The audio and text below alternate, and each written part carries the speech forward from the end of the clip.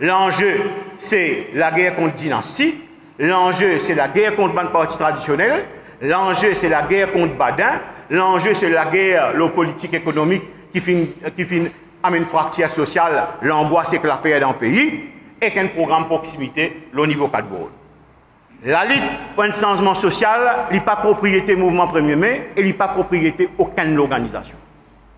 La lutte pour mobiliser les travailleurs, pour mobiliser les gens défavorisés, pour mobiliser la population, il y a une lutte de tout le monde qui est engagé dans la pratique, le niveau syndical, le niveau écologique, le niveau politique, etc., dans sa direction. Il y a des candidats qui nous retenir, Dave Ramano et moi-même. Nous pouvons fixer nous le 23 de ce mois, cette semaine-ci, un rassemblement la Riberto, la salle Nelson Mandela à partir de 18h. Et nous faisons l'appel aussi à toute l'organisation syndicale de gauche à partir de la Ligue à résistance alternative pour qu'il y ait un candidat unique.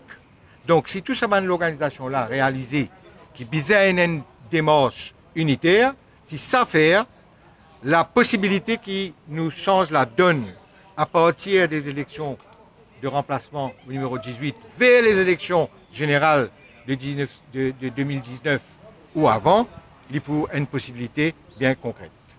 C'est qu'il a nous peut trouver que MSM pas peut participer.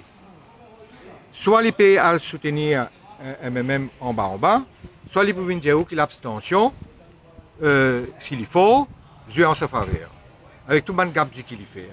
Donc c'est une occasion pour nous de dénoncer toute l'organisation politique de droite qui gère ce pays-là d'une façon catastrophique et surtout éviter que le pays reste sous une dynastie.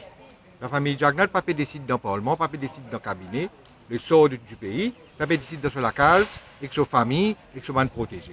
Nous aussi dire qu'il peut adresser une lettre. Ça c'est une lettre qui vous passe ça dans mon instance. Vous pensez que le gouvernement indien, de peuple à peuple, utilisait par rente dans sa projet Métro Express là, qui économiquement, socialement, écologiquement, pas acceptable. S'il y a envie d'une casse, si il y a d'une casse pour aider la population, il y a beaucoup de monde qui peut végéter sans logement. Ce coup de main dans le secteur du logement, tu peux plus bénéficier de nos populations, alors que sur l'investissement qu'il peut faire, sur l'emprunt ou sur donation qu'il peut faire pour Métro Express, il peut casser ce pays-là en deux.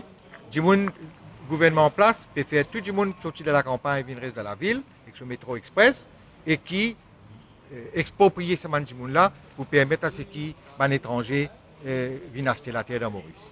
D'ici 15 ans, nous avons à peu près 500 000 étrangers qui peuvent vivre dans nos pays, à part de touristes. Tourisme étant de côté.